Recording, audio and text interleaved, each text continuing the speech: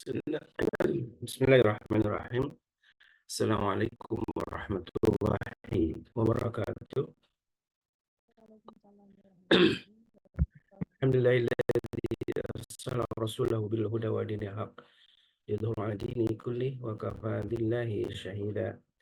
Asyhadu an la ilaha illallah wahdahu la syarika lah wa asyhadu anna Muhammadan 'abduhu wa rasuluhu la nabiyya ba'dah. Allahumma salli wa sallim wa karim wa barik ala nabiyyina wa syafi'ina wa maulana wa qudwatina wa imamina Muhammad wa ala alihi wa sahbihi wa man tabi'ahum bi ihsanin ila yaumiddin, amma ba'd. Sahabatku jamaah Majelis Keluarga Indonesia yang mudah-mudahan senantiasa dirahmati Allah Subhanahu wa taala. Alhamdulillah wa syukurillah, di pagi ini Allah masih memberi kita kesempatan usia dan juga kesehatan yang dengan itulah kita masih bisa beramal soleh, masih bisa melaksanakan ibadah-ibadah kita, dan mudah-mudahan inilah waktu yang tepat yang terus kita isi dengan kebaikan-kebaikan, dan inilah kesyukuran kita yang selalu kita rasakan, dan kita mengucapkan rasa syukur ini atas semua nikmat, terutama nikmat iman dan Islam, menjadi kenikmatan paling agung yang kita rasakan, sehingga dengan itu pula kita masih bisa beristiqomah dalam kebaikan. Dan salah satunya kita hadir di majelis ilmu yang mungkin tidak semua orang bisa menikmati saja ilmu setiap pagi bersama guru-guru kita di MKI. Salawat dan salam tentu kita senantiasa curahkan bagi Nabi kita Alaihissalam serta keluarganya, para sahabat, dan juga mudah-mudahan kita termasuk umatnya yang kelak akan mendapatkan syafaat dari Nabi kita Alaihissalam. Dan inilah sebuah kenikmatan yang paling agung ketika kita bisa masuk surga tanpa hisab dengan syafaat dari Allah dan juga Rasulnya. Kita mendapatkan kenikmatan untuk bisa masuk surga bersama keluarga kita dan juga para sahabat semuanya tentunya yang hadir di sini. Mari kita sama-sama berdoa, mudah-mudahan Allah Subhanahu wa taala memberikan kita umur yang berkah dengan cara kita diwafatkan dalam keadaan husnul khatimah. Amin Allahumma amin. Sahabatku dimulakan Allah, di pagi ini kita kembali melanjutkan sebuah tema penting tentang keluarga kita yang di kemarin kita sudah diberikan inspirasi banyak oleh guru kita Babe Haikal Hasan tentang 5 langkah untuk menggapai cita-cita keluarga kita. Tentu sebagai keluarga, ayah, istri, ibu dari anak-anak kita, kita mempunyai satu visi dan misi besar dalam membangun keluarga, dan keluarga yang kita dampak adalah keluarga yang tentu masuk surga tanpa hisab, masuk surga bersama keluarga kita, dan itulah puncak cita-cita kita. Tapi sebelum itu kita tentu harus melakukan banyak amal soleh di dunia ini, dan apa yang harus kita lakukan inilah yang menjadi pembahasan kita. Karena cita-cita keluarga kita tentu masing-masing keluarga punya cara yang berbeda, punya tujuan yang berbeda dalam hal yang spesifik untuk kehidupan dunia ini. Dan sebelum masuk ke kajian, karena guru kita sudah hadir, mari kita sama-sama untuk memanfaatkan pagi ini dengan bersedekah, karena sedekah menjadi salah satu amal yang dicintai Allah Subhanahu wa taala. Lagi sedekah subuh menjadi amal yang disaksikan oleh para malaikat ketika malaikat mendoakan bagi orang yang bersedekah dengan Allahumma ati munfiqan apa ya Allah, berikan orang yang berinfak pagi hari dengan balasan yang terbaik, yang balasan yang baik. Para malaikat, Allahumma ati mumsikkan talaqwa, ya Allah, berikan pada orang yang kikir di pagi hari ini dengan satu kebencanaan atau sebuah sebuah kehancuran. Mudah-mudahan Allah jauhkan kita dari semua keburukan di hari ini, dan Allah berikan kebaikan, keberkahan sepanjang hari untuk kita bersama semua. Dan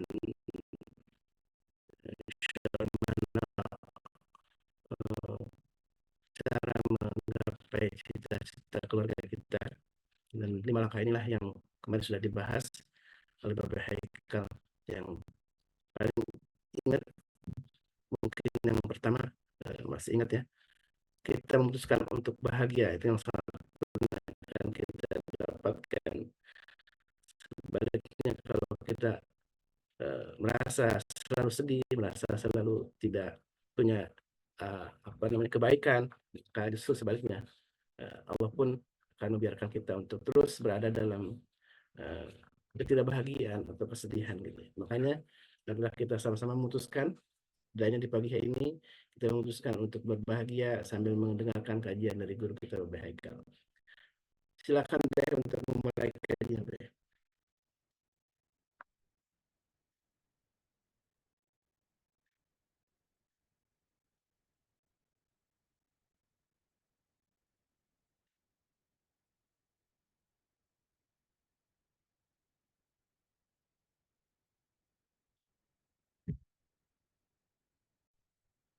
Tadi Allah. Maaf. Dengan ulangi lagi dengan mengucap Bismillahirrahmanirrahim. Assalamualaikum warahmatullahi wabarakatuh. Waalaikumsalam warahmatullahi wabarakatuh. Innalhamdulillah. Syukurillah ala nikmatillah. Salatu wassalamu ala rasulillah. Sayyidina Muhammad ibn Abdullah wa ala alihi wa sahbihi wa mawalah amma ba'd. Hadirin yang saya hormati, yang saya muliakan, dalam mengawali kita dengan kalimat Alhamdulillahirabbil alamin, segala puji bagi Allah,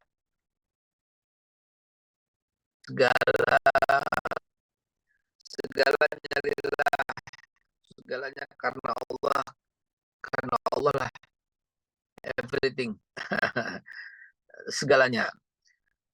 Allahumma sholli ala sayyidina Muhammad, dan salam serta salawat kita sanjungkan kehadirat Nabi kita Muhammad sallallahu alaihi wasallam sebagai penentu, ya, sebagai penentu yang decision terakhir dalam segala kehidupan, yang padanya kita bertumpu, yang padanya kita bergantung, yang padanya kita berharap agar dikenal. Tanpa dikenal sama Rasulullah, di akhirat nanti nggak akan ada kehidupan yang abadi yang buat kita, melainkan siksaan yang abadi. Kok bisa begitu ya? Saya kadang-kadang berpikir dahsyat banget. Maka puisi Uje, masih ingat ya puisi Uje? Itu kalau kita renungin indah banget gitu ya. Sampai ya Uje sampai dalam tahap masuk ke dalam puisi itu karena siapakah engkau wahai Nabi Muhammad, gitu. Siapakah engkau? Seluruh alam semesta ini membicarakanmu. Setiap detik orang membicarakan Nabi Muhammad. Setiap detik, ya, setiap detik semua manusia tuh sedunia tuh membicarakan Nabi Muhammad, baik dari para orientalis, baik dari siapapun, pasti orang membicarakan Nabi Muhammad. Siapakah engkau hai Nabi Muhammad? Seluruh dunia membicarakanmu, gitu ya. Sudilah Allah, kita saja ya Allah, gitu ya. Baik, tidak berlama-lama di situ, saya mau masuk ke dalam materi yang kita sudah siapkan sebelumnya. Kemarin saya mau lebih dalam lagi, aplikasinya begini. Di dalam satu perusahaan yang bisa membuat orang menghambat tujuan perusahaan, atau yang kita sebut itu adanya toksin di dalam perusahaan. Siapa dia? Racun. Orang-orang yang menghambat majunya perusahaan. Jadi perusahaannya nggak maju karena ada racun, yaitu toksik, bukan pencapaiannya. Dia yang melakukan korupsi. Dia yang tidak sejalan. Dia yang tidak sevisi misi, kalau kita orang sekarang bilang. Nah, Bapak Ibu sekalian, adakah di antara keluarga kita yang cuek? Adakah di antara keluarga kita yang sebagai toksin? Adakah keluarga kita, dan seterusnya, dan seterusnya, dan seterusnya. Inilah yang saya maksud maksud yang poin pertama harus mencapainya together. Di sini yang saya sampaikan pada waktu hari kemarin bukan hanya kepada orang tua saja, nggak akan bisa mencapai itu. Ajak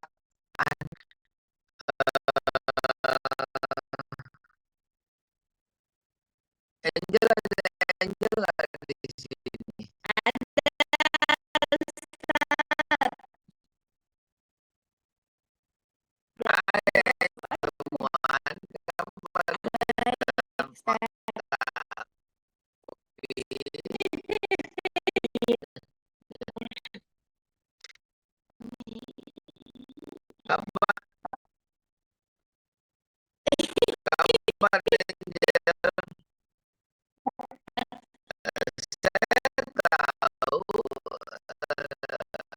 Saya menyadari Angel selalu hadir ya, dalam kesempatan-kesempatan ini.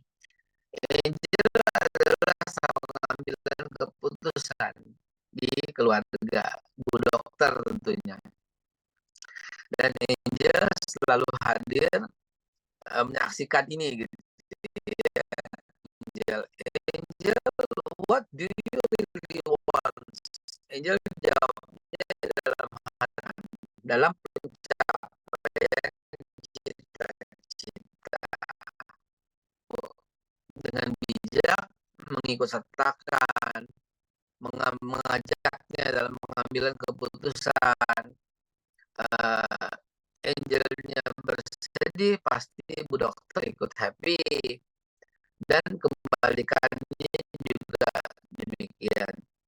Oh ya, saya tahu ngobrol ya Bu Dokter ya. Nah, karena itu teman-teman sekalian, decision to be happy harus diikuti direktur sama wakil direktur, nggak jalan, nggak akan bisa mencapai kemana-mana. Saya mau kasih share pengalaman sedikit tentang pentingnya sebuah visi misi bagi perusahaan. Waktu itu saya sebagai karyawan memegang penjualan rate secara nasional. Saya dipercaya untuk mengembalikan rate. Rate itu yang seumuran pasti tahu ya, hafal ya. Rate adalah pembasmi serangga, gitu ya, pembasmi nyamuk, ya, kecoa dan sebagainya. Waktu itu kalah dengan Baygon, ya, terutama obat nyamuk bakarnya. Baygon top banget ya, gitu ya, si Mandra yang iklan. Lalu kemudian ada spray itu yang paling top pada zaman saya itu adalah hit ya, hit itu top banget loh ya, hit. Nah, kita mau masuk di mana? Di obat nyamuk bakar mengalahkan Baygon kah? Atau di spray mengalahkan hit kah? Dan sebagainya. Sementara rate belum baik penjualannya. Iklannya tahu ya, rate gitu ya, kayak kartunnya gitu ya. Nah, zaman itu saya dipercaya untuk mengembalikan penjualan rate. Dan harus secara nasional saya memegang sendiri rate itu. Di antara produk-produk yang lain. Ada sebenarnya NSM-nya, cuman kan banyak program barang-barangnya. Saya dikhususkan rate dulu. Nah, teman-teman sekalian, waktu itu kami buat sebuah program. Yang saya pikirin bukan iklan. Karena kita biasa harus mandiri. Saya ingat tuh ketika minta iklan di TV, minta duit buat under table, minta iklan di Carrefour, in the flyer namanya, listing fee dan sebagainya, itu bos kita mengatakan orang gila juga bisa jualan kalau disupport sama iklan gitu katanya. Iklan kan invest ya. Jadi kita mesti bisa jual sebelum iklan itu ada. Untuk memboosting penjualan hasil kita, baru kita pakai iklan. Jadi begitulah marketing and sales ya, selalu berbenturan. Akhirnya bukan karena iklan nggak ada dan kagak ada anggaran khusus untuk iklan rate, akhirnya saya menggunakan cara tradisional, going back to super basic, saya bilang gitu programnya. Going back to super basic. Sengaja saya buang waktu 5 atau 6 menit atau 7 menit untuk si misi keluarga itu mesti sama gitu ya. Baik. Akhirnya saya membuat program going back to super basic. Yuk kita kembali ke super basic. Basic yang sangat super gitu ya. Apa itu? Selling step. 7 selling step, 7 langkah.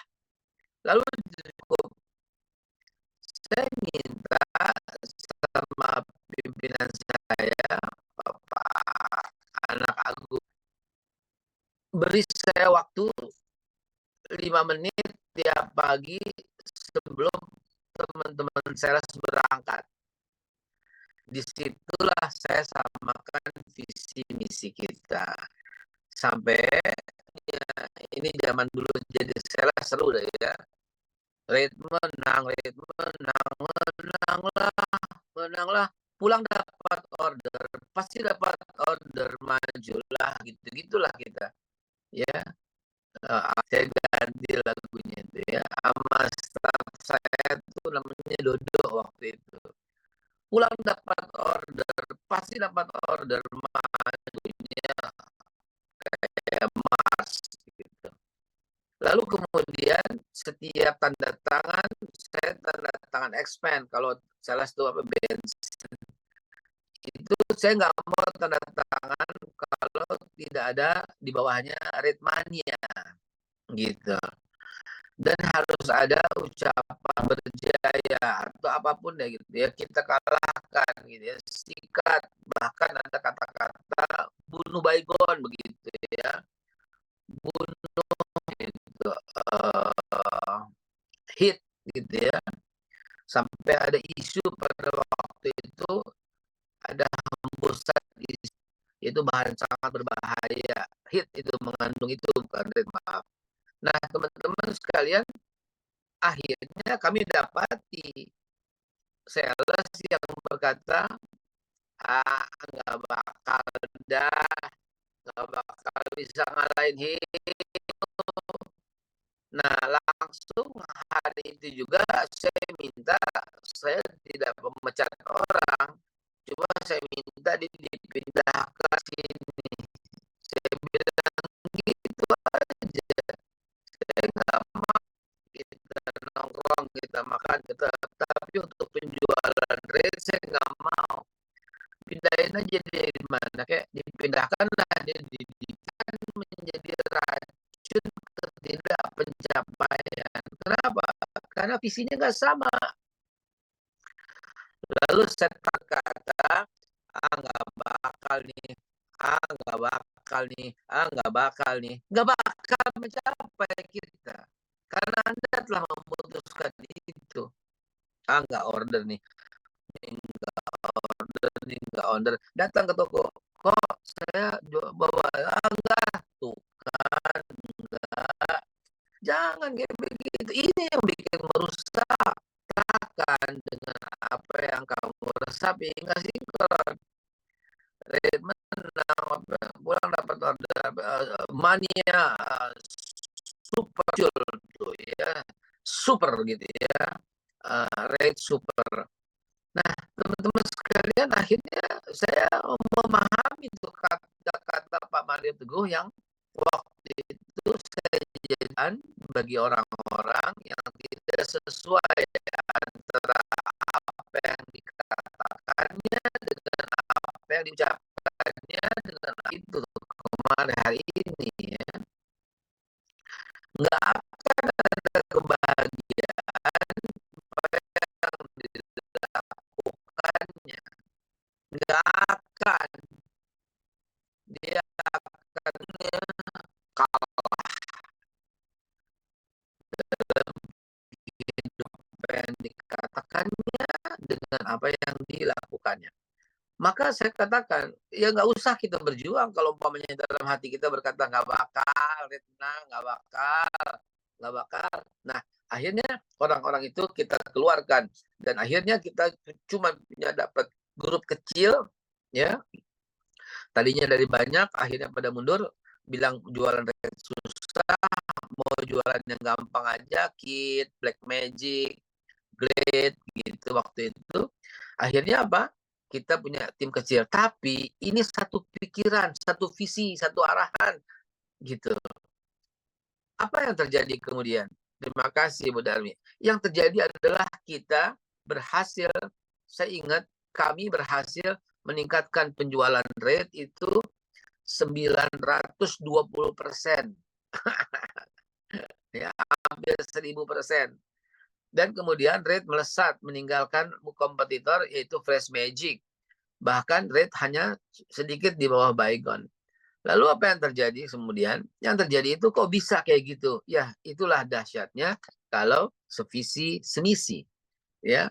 Maka dari itu Bapak Ibu sekalian, singkat cerita akhirnya majulah gitu ya, dan kemudian alhamdulillah saat ini Baygon dibeli gitu ya. Jadi pemilik yang menguasai seluruh pembasmi nyamuk dan serangga itu satu orang, yaitu perusahaan kami waktu itu ya. Karena Baygon dibeli sama kami, sama perusahaan Pak Agung ya, bos kita ya. Hit berantakan udah ya, ada kan di kelas 4. Vape bahkan kita, mana dia yang mau beli, kita jual ke kita. Itu harganya tuh wah, beyond your imagination. Bukan puluhan M ya, ratusan itu ya. Nah, teman-teman sekalian, yuk kita masuk lagi kepada materi kita.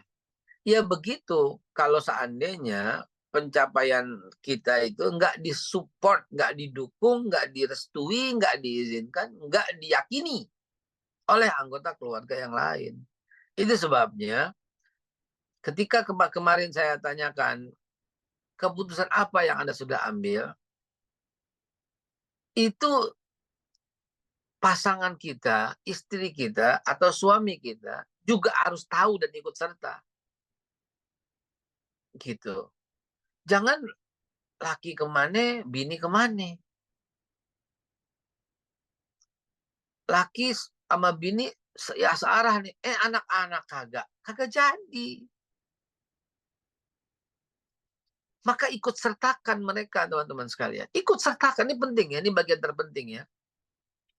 Orang-orang yang tidak kemana-mana hidupnya, orang-orang yang tidak mendapat apa-apa dalam kehidupan keduniaan ini, adalah orang-orang ya berbeda haluannya antara suami dan istri. Ya kacau lah. Saya ngomong kehidupan dunia ya. Kalau masing-masing bertakwa, insya Allah berada dalam surganya Allah. Tapi kan seperti Mas Kholis tadi sampaikan, kan sebelum ke sono kita cuma ada di dunia dulu. Di dunia ini kita kan mau bahagia. Di dunia ini kita kan mau kebaikan. Sebagaimana doa, Rabbana atina fid dunya hasanah. Gitu. Jadi, ajak mereka. Saya selalu mengajak mereka. Dan saya menyetujui istri terutama. Misalnya kita mau ke sebuah cita-cita ya. Enaknya jadi apa, enaknya mau kemana. Gitu ya. Saya mengajak istri saya. Begini aja deh. Lalu saya bilang, oke, insya Allah. Gitu aja. Itu yang namanya sevisi. Itu yang namanya semisi. Itu yang namanya decision. Ya, pertama kemarin kan, make decision that you are happy. Make decision. Nah, decision itu kita tularkan. Ada 4 model pengambilan keputusan. Nah, ini penting nih. Ya, 4 pengambilan keputusan. Pertama, ya kita bilang, I decided. Saya yang putuskan. Ya, nggak bener dong, nggak boleh dong. Ya, tapi boleh. Ya, kalau situasinya menunjukkan harus seperti itu ya. Jadi keluarga nggak tahu, maka high decision, saya mesti yang memutuskan karena dia nggak paham gitu. Tipe keputusan yang kedua, let's talk but I decided. Yuk kita ngomongin, tapi saya yang putusin. Jadi cuma diajak ngomong, diskusi, padahal keputusannya udah ada. Udah ada keputusan, cuman gimana kalau begini, gimana kalau begini, gimana kalau begini gitu. Keputusan yang ketiga di keluarga itu adalah let's talk and we decided. Yuk kita putuskan sama-sama. Gitu. Ini kalau anggota keluarga udah paham, udah tahu gitu. Dan yang terakhir, model keputusannya itu adalah you decided. Silahkan yuk, Anda putuskan deh, kamu putuskan deh. Kalau pasangan sudah memahami dan menguasai. Ambil contoh, saya ada meeting di Plaza Indonesia. Saya ada meeting, udah ada janji sama orang di situ. Tapi saya pengen ajak keluarga. Ya, ini sering banget kejadian nih. Saya udah janji sama keluarga, minggu ini kita jalan. Gitu ya, hari Sabtu kita jalan. Minggu ini udah janji. Tapi ternyata ada satu janji dengan teman usaha, biasa klien atau apa. Saya juga mau ketemuan. Dan dia udah tentukan ketemuannya itu di Plaza Indonesia. Kira-kira apa yang terjadi? Keputusannya, I decided, let's talk. And we decided, let's talk. But I decided, atau you decided. Kira-kira. Oke, good. Let's talk, but I decided. Mereka nggak tahu saya ada janji di Plaza Indonesia. Tetapi kemudian saya berkata, kita jalan yuk. Kemana yang enak ya? Itu let's talk. Jangan, udah pokoknya harus ke sini. Enggak. Tapi sebenarnya ke situ. Tapi ujung-ujungnya pasti ke Plaza Indonesia. Tapi kita mesti ayun, mesti ajak. Let's talk. Kemana yang enak ya? Kemana yang enak? Kemana yang enak? Kamu kemana yang enak? Kamu, kamu kemana yang enak? Fokas, kamu kemana yang enak? Citos, kemana yang enak? Oh, ngapain? Lalu kita ngomong, di Plaza Indonesia, ada ini, ada ini, ada ini. Akhirnya dia bilang, iya ya, yuk sana yuk. Nah kan, tahu-tahu di sana saya ada janji. Itu sering saya lakukan. Sering banget saya lakukan. Artinya, kita putuskan bersama. Tapi, kita bicarakan bersama, tapi I decided. Gitu. Kadangkala, untuk apa ya? Untuk nonton. Kadang-kadang saya nggak tahu film apa yang sedang ada dan bagus atau tidak. Maka itu saya tanya kepada anak saya yang kedua, Aliyah, karena wawasan dia cukup anak zaman sekarang, gadget.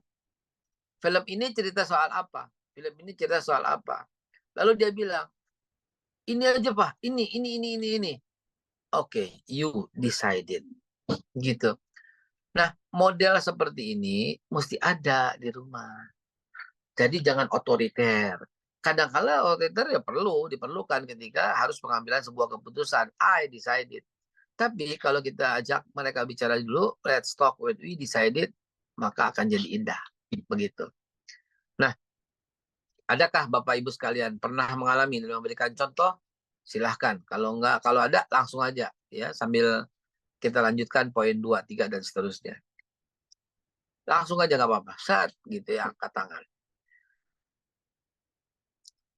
Yang kedua, yang saya katakan kemarin, itu adalah bersyukur.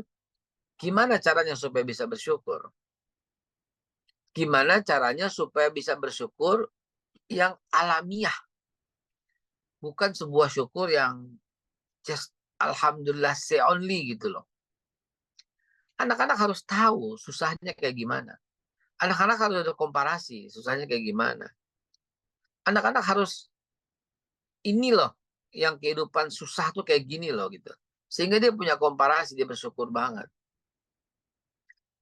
Harus ada contoh. Harus ada yang dia lihat betapa susahnya kehidupan. Agar dia paham model syukurnya itu kayak gimana. Jadi bukan cuma bilang bersyukur, ngerem, ya, kemudian gas, ngerem, kemudian gas kayak orang naik mobil, ya, normalnya kayak gitu. Silakan, nggak apa-apa. Siapa tadi? Oh, ada tulisan Bu Darmi. Makasih Bu Darmi. Right? Yuk ajak biar mereka tahu kehidupan yang susah itu kayak apa. Di Cina, lagi-lagi di Cina ya, sebuah tempat yang dahsyat lah buat belajar ya. Itu dia melakukan di syuting bapaknya. Sekelas tuh di syuting bapaknya masing-masing. 2 menit, 3 menit, 2 menit, 3 menit pekerjaannya. Ya, di syuting. Kan banyak anak yang nggak tahu kan. Pekerjaan hari-hari bapaknya kayak gimana kan nggak tahu. Syuting. Ada yang manggul beras, ada yang ngelap-ngelap, ada yang kerja di restoran, pramusaji, ada yang manggul, ada yang sampah, ada yang buruh pabrik. Itu disuting, ditayangin pakai PowerPoint, ditayangin pakai proyektor di kelas. Kepada siapa? Kepada anak-anak itu. Nangis anaknya ngelihat orang tuanya kayak gitu. Apa yang terjadi tuh pas pulang tuh? Dia mungkin akan memeluk, dia mungkin akan bilang, ini anak bapak tuh kayak gini tuh ya, untukmu gitu katanya. Ya. Bapak kayak gini nih biar kamu bisa selesai sekolah gitu. Maka ada satu kalimat bagus deh ya. Seorang anak pura-pura sakit untuk tidak mau sekolah. Seorang bapak pura-pura sehat berjuang supaya anaknya bisa sekolah. Tragis ya. Allahu Akbar. Hadirin, sahabat sekalian yang dimuliakan Allah. Anak Anda yang, ini mohon maaf ya, contohnya harus yang susah ya. Anak Anda yang sekolah dengan tertatih-tatih itu, dan Anda yang masih narik ojek, ya alias Gojek, coba videoin.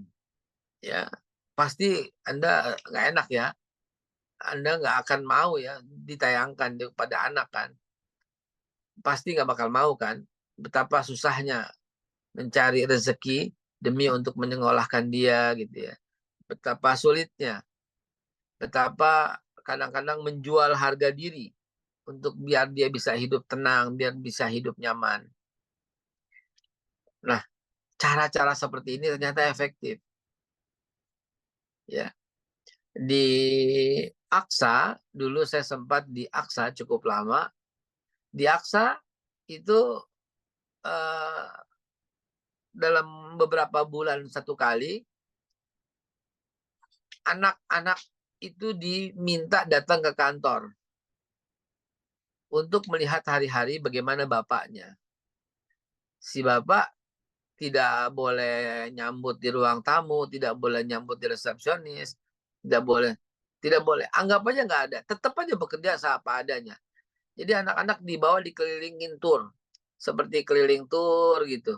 Di lobi, naik lift, di bagian kasir, terus di asuransi Aqsa. Dan akhirnya anak-anak memahami apa yang dikerjakan bapaknya. Bapak Ibu sekalian, setengah jam saya bicara untuk meyakinkan Anda bahwa apa? Bahwa setting target together. Make decision together. Decided to be happy together. Always say Alhamdulillah together. Be unpredictable together. Gitu. Setengah jam saya buang waktu untuk meyakinkan Anda semua. Bukan Anda pemegang keputusan together. Jadi jangan mutusin sendiri. Ajak anggota keluarga untuk memutuskan bersama-sama. Masa depan, ya, untuk memutuskan masa depan mau jadi apa dan bagaimana, ajak. Ntar doa istri itu katanya tuh 3 kali lebih dahsyat daripada seorang suami itu. Doa anak nembus 7 langit. untuk mendoakan orang tuanya, nyampe. Bagaimana doa bisa terucap kalau antara yang diinginkan kita sebagai orang tua beda sama yang diinginkan anak? Bagaimana doa bisa terkabul kalau umpamanya yang diinginkan, diharapkan istri beda dengan yang diinginkan dan diharapkan suami? Ke situ larinya materi ini. Ya, ke situ parannya. Pencapaian keinginan itu ke situ. How to-nya ini dia how to-nya. Mesti bareng-bareng ajak. Jangan Anda tentukan sendiri. Jangan Anda putuskan sendiri. Jangan Anda jalani sendiri. Tapi kan istri di rumah, ya minimal dengan doanya. Anak ini ya minimal dengan doanya. Jadi begitulah Bapak Ibu sekalian. Visi, misi, blueprint kehidupan. Ya bagaimana bisa mau mencapai, betul. Kalau Anda nggak tulis. Kalau Anda nggak ucap. Kalau Anda nggak sampaikan. Kalau nggak visualisasikan, gimana bisa tercapai? Ya, syaratnya kan itu dulu. Decided to be happy, always say alhamdulillah. Yes, gitu ya. Wanti. Ya. Gimana? Ajak. Sekarang masuk kepada poin untuk cita-cita kita. Kita berada dalam keluarga. Tadi saya udah gambarin global ya. Negara. Gimana coba kalau negara kita nggak kemana-mana? Ya susah mencapai visi misi. Kenapa? Karena beda. Beda platform. Beda partai. Beda pilihan. Musuhan. Gitu. Ya nggak bisa kemana-mana. Beneran. Ya, serius. The neurotransmitter. Kebusukan-kebusukan yang nyumpain rekan, nyumpain atasan. Itu masih ada. Gitu loh. Dan terus ada. Nah kalau itu gimana? Itu tinggal banyakkan dikitan. Kalau banyakkan yang korupsi, wassalam. Nggak ada lagi Indonesia. Kalau banyakkan yang jujur, insya Allah masih ada. Gitu ya. Tetapi doanya para alim ulama di kampung juga didengar oleh Allah untuk menjaga bangsa ini. Maka katanya ada 4 pilar yang membuat bangsa itu hebat. Yaitu pertama, jujurnya pemimpin. Gitu ya. Yang kedua, doanya para alim ulama. Gitu. Yang ketiga, bersedekahnya orang-orang kaya. Dan yang keempat, sabarnya orang-orang fakir. Itu yang membuat negara hebat. Itu negara. Saya udah bawa ke keluarga tadi, sekarang organisasi kita. MKI, Majelis Keluarga Indonesia, punya harapan, punya cita-cita, punya impian, punya, dan punya. Sedikit lagi itu akan tercapai semuanya. Tentu dikomandanin oleh Kang Selo, dikomandanin oleh Mas Kholis, dikomandanin oleh teman-teman yang ada di sini semua. Yuk kita mencapai. Kalau di dalamnya nih ada orang yang berkata, Allah nggak bakal kemana-mana. Dan dia itu adalah salah satu pemegang keputusan, ya udah. Kita nggak akan kemana-mana. Kas kita juga nggak ada, segitu-gitu aja akhirnya. Gitu. Dan sebagai anggota besar keluarga Majelis Keluarga Indonesia, kita mesti berani menyanangkan bahwa saldo kita tuh 1 triliun gitu loh.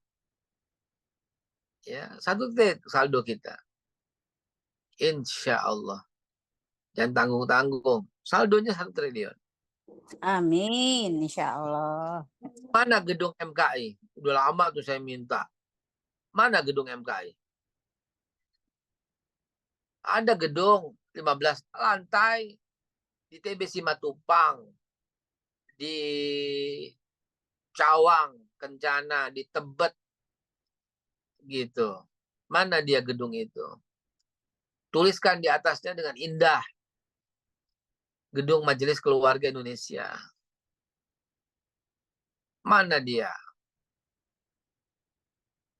Bentar lagi tercapai. Ya, bentar lagi tercapai. Tenang aja, ya. Kita akan sibuk bentar lagi. Saya akan mengisi di semua, sayang. Saya akan mengisi di semua instansi Polri, di semua instansi TNI. Nah, itu dia tuh. Kita akan langsung membesar dengan keluarga-keluarga anggota itu semua. Saya akan mengisi di para pensiunan BI, di para pensiunan Pertamina. Saya akan mengisi di semua jajaran Bulog. Gitu. Bentar lagi, dikit lagi, tenang. Saya akan membawa nama itu. Dan kita punya gedung nanti. Kita punya, dan kita semua ya punya lahan usaha di situ. Ada universitas MKI nanti. Ada sekolah tinggi MKI lah begitu, kalau nggak universitas. Lembaga kursus bahasa Arab MKI. Ayo teman-teman sekalian. Kalau nggak sevisi, nggak semisi, kita nggak akan kemana-mana. Hanya begini-gini aja. Sevisi, semisi, selangkah, seharapan. Yuk, segala ilmu-ilmu ini kita terapin. Siapa? Itu kan, Syekh itu kan mau datang tuh jam 7. Apa tadi yang beliin aja? Si Pian suruh ketupat sayur padang deh. Ketupat sayur padang 2. Sama nasi uduk Mangasan 2 kali. Atau ketupat sayur padang 4 ya. Ya udah. Ada Syekh dari orang warga negara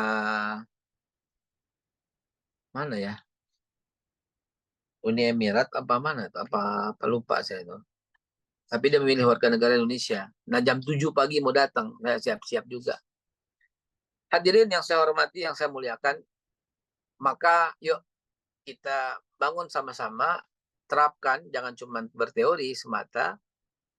Putuskan together. Agar doa lebih didengar. Agar semangat lebih dahsyat. Agar upaya lebih terfokus. Ya, sebagaimana sekarang ini yang saya alami adalah bagian daripada kesepakatan dengan istri. Istri saya maunya saya begini-gini aja. Dan saya menyetujuinya. Itu mungkin jawaban dari beberapa pertanyaan teman-teman.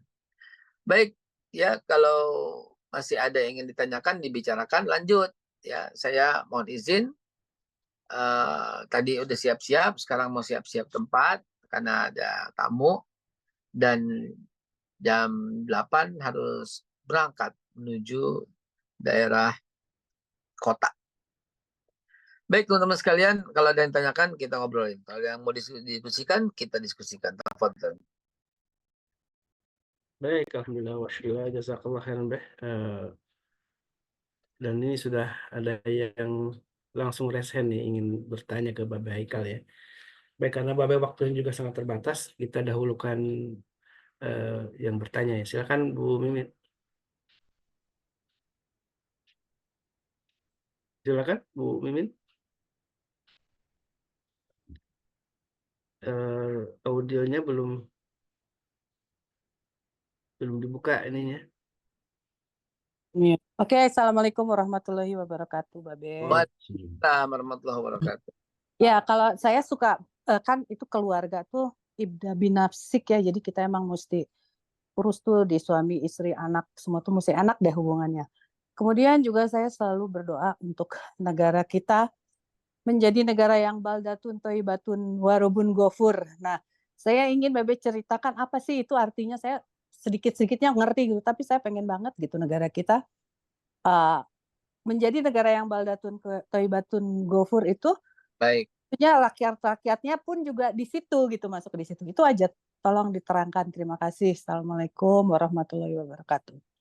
Assalamualaikum warahmatullahi wabarakatuh. Kalimat baldatun thayyibatun warabun ghafur kita awali, kita kenal dengan di dalam tahun 70-an ketika ada musabaqah tilawatil Quran.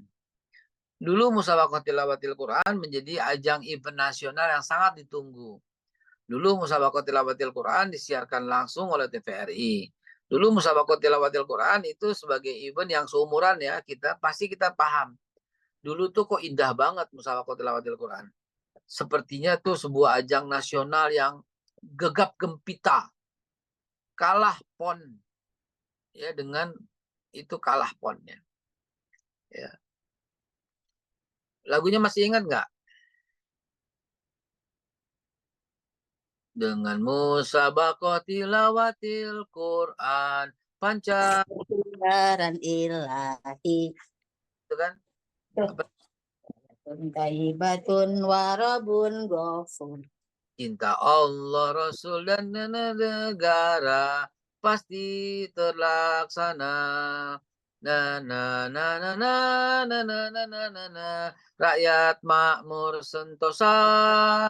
Baldatun toyibatun warabun ghafur pasti terlaksana. Keren banget lagu itu ya. Jadi baldatun toyibatun, sebuah negeri yang baik, yang indah. Baldah, negeri, toyib, indah, nikmat. Sebuah negeri yang sangat nikmat, di dalamnya semua isinya kebaikan, warabun ghafur, dan penuh ampunan dari Tuhan. Itu cuma Indonesia tuh yang punya tuh. Yang lain nggak ada tuh. Ya. Baldatun thayyibatun warabun ghafur. Keren tuh lagu, coba cari deh, lagunya keren tuh. Kita jadiin penutup FKI. Ya.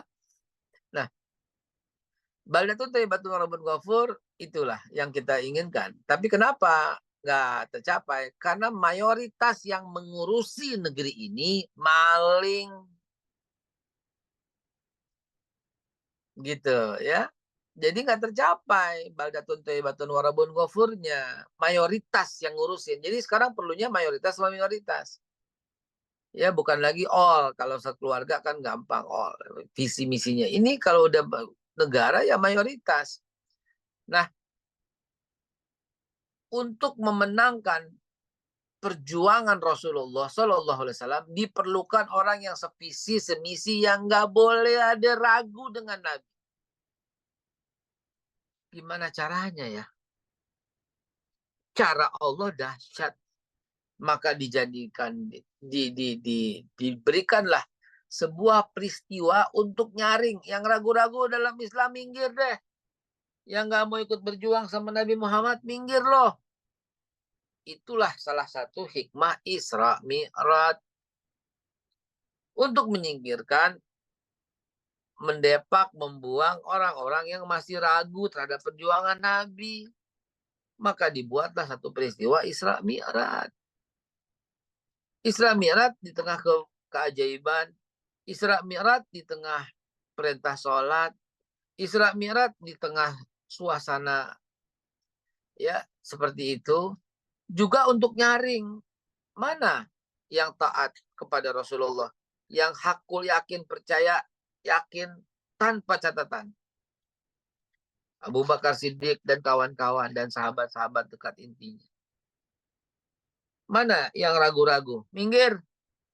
Jahal, Abu Lahab, Abu Sufyan, minggir lo, gak usah ikut. Dan keronco-keronco dan kroni-kroninya, gak usah ikut. Kayak gitulah kurang lebih Isra Mi'raj. Maka diciptakan satu visi, satu misi yang bareng, yaitu semuanya yakin dengan Rasulullah. Yuk baru deh kita Mi'raj. Berangkat Isra Mi'raj. Kan ada kejadian sebelumnya.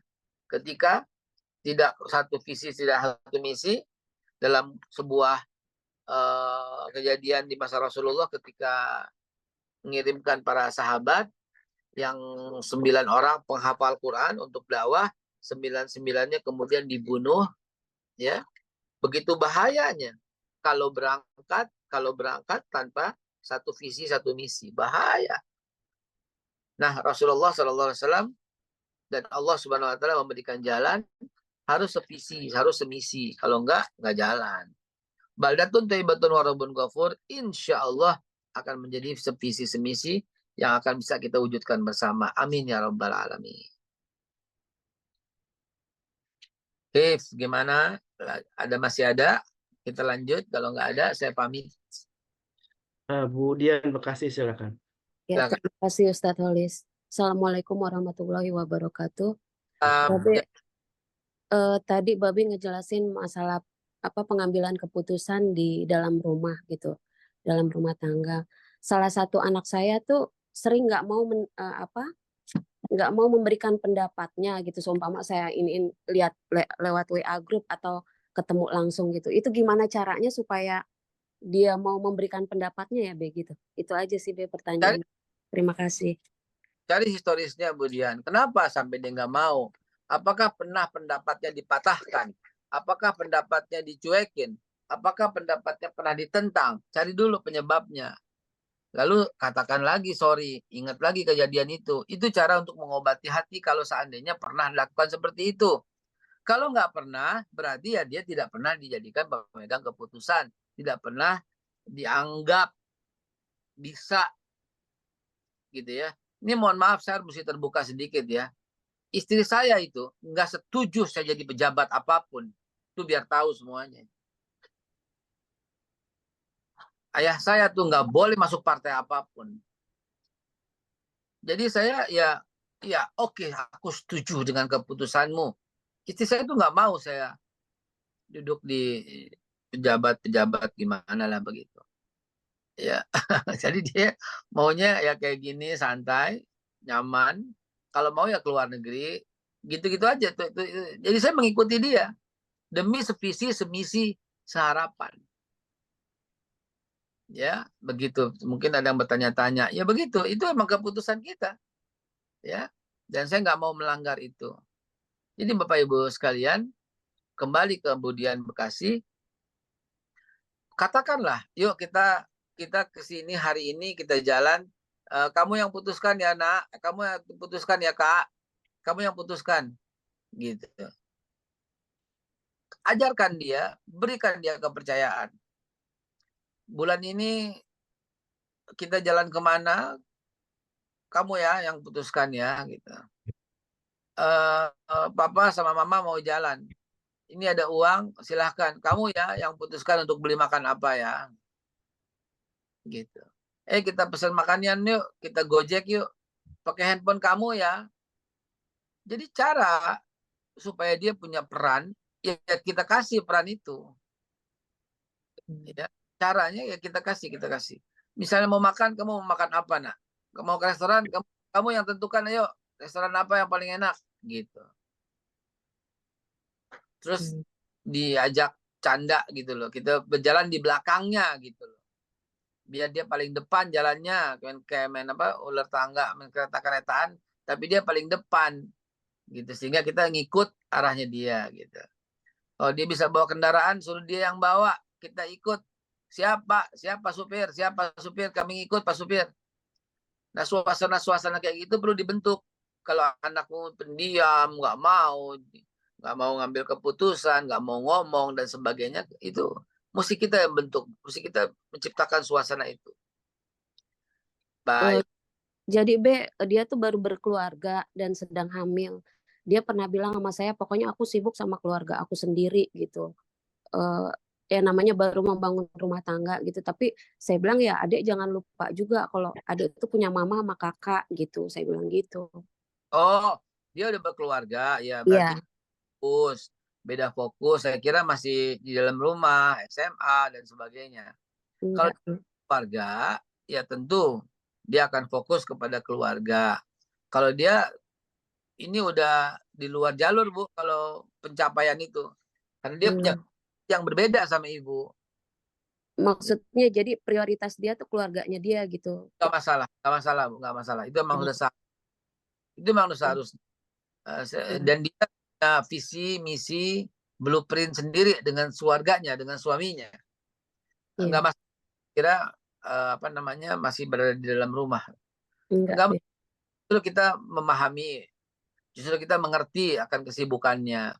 Namun ya sebagai orang tua, dalam keputusan yang bersama diambil di mana dia mesti ada, juga kalau dia sudah punya keluarga,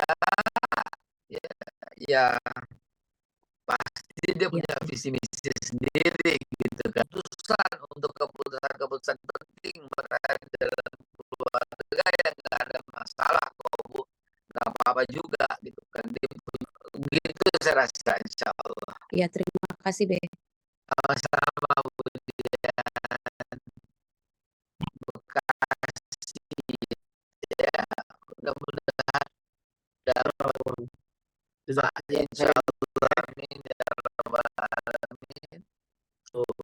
Berkah Bapak bersama keluarga, Allah sehatkan juga, Allah istiqomahkan dalam kebaikan. Dan sebelum tutup nih ada juga biasa kita nge-share beberapa produk dari Jamaah Beh. Jadi memang kita ingin menggairahkan pasar umat ini di salah satunya dari hal kecil di grup kita sendiri. Jadi beberapa produk dari Jamaah yang kita share di Zoom gitu sebagai sebuah kebaikan untuk mempromosikan produk-produk dari Jamaah dari MKI. Silakan admin untuk amin ya rabbal. أعوذ بالله من الشيطان الرجيم. Dr. Masaru Emoto dari Jepang meneliti bahwa air punya kemampuan respon auditif pada berbagai percobaannya.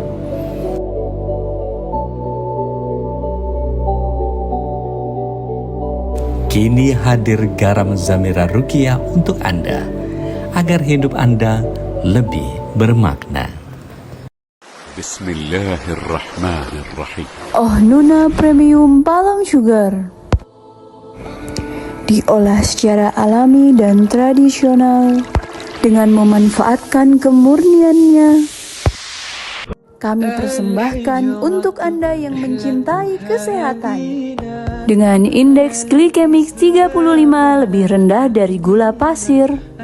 Mari semangat sehat bersama Oh Nuna.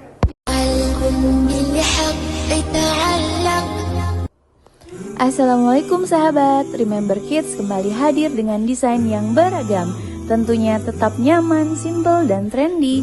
Dengan bahan katun combat 30S, sangat nyaman dipakai si kecil, baik untuk berpergian maupun bermain seharian. Yang berminat silahkan chat admin ya, ada harga khusus untuk pembelian minimal 3 pieces.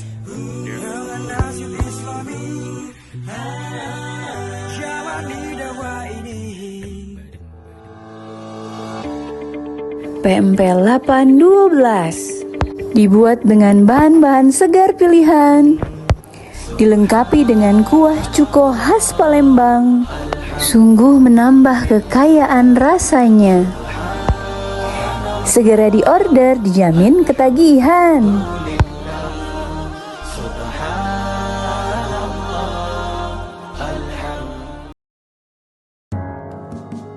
Tampil cantik dan tetap syar'i dengan brand Rayhan. Dibuat dari bahan ceruti baby doll, sangat nyaman dipakai sehari-hari dan membuat kesan elegan. Desainnya original dan anggun. Segera order dan pilih warna kesukaanmu.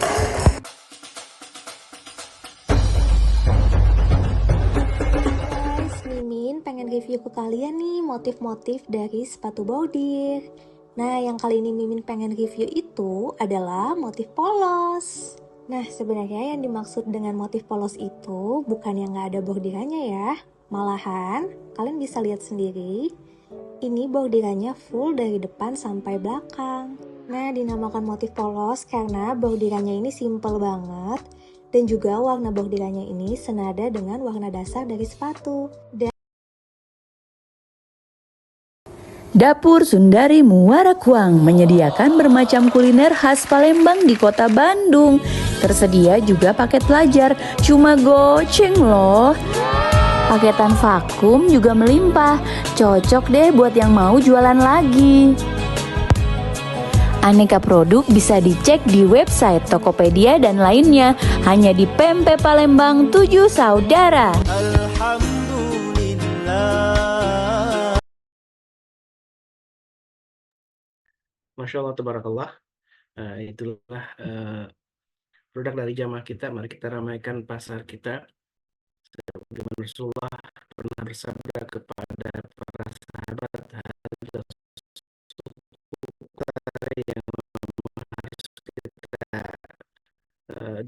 masing-masing sama semuanya harus kita ramaikan oleh kita semuanya, dan inilah pasar umat yang ketika kita ramaikan, mudah-mudahan ini bagian dari amal soleh, karena lah dari tetangga kita atau dari saudara kita menjadi sebuah solusi terbaik untuk menggairahkan pasar umat. Dan inilah muamalah yang sudah kita pelajari di dalam kajian MKI, muamalah yang sesuai dengan yang diharapkan oleh Rasulullah SAW, bahwa kita berbagi dengan sesama tidak hanya dalam bentuk kita berinfak untuk MKI, tapi juga kita sama-sama membeli dagangan saudara kita. Mudah-mudahan ini bagian dari amal soleh yang Allah akan balas jadi sebuah kebaikan. Dan tentu pula sedekah infak fisabilillah atau jihad fisabilillah dengan harta menjadi bagian juga yang harus kita lakukan, yaitu sedekah di pagi hari menjadi amal soleh yang terus rutin kita lakukan, dan inilah amal yang akan menghadirkan cinta Allah Subhanahu wa taala. Baik, jamaah Allah, mari kita tutup majlis ini dengan doa kafaratul majlis. Subhanakallahumma wa bihamdika asyhadu an la ilaha illa anta astaghfiruka wa atubu ilaik. Alaikum hadana wa iyyakum. Assalamualaikum warahmatullahi wabarakatuh. Waalaikumsalam warahmatullahi wabarakatuh.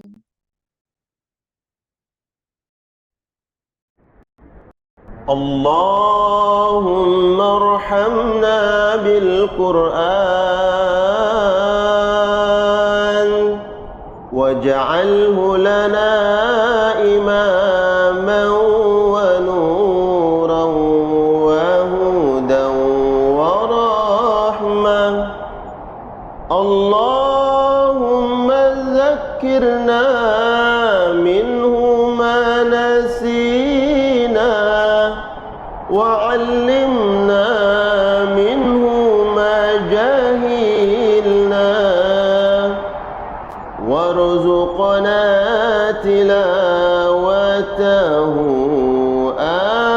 آناء الليل وأطراف النهار واجعله لنا حجة يا رب العالمين.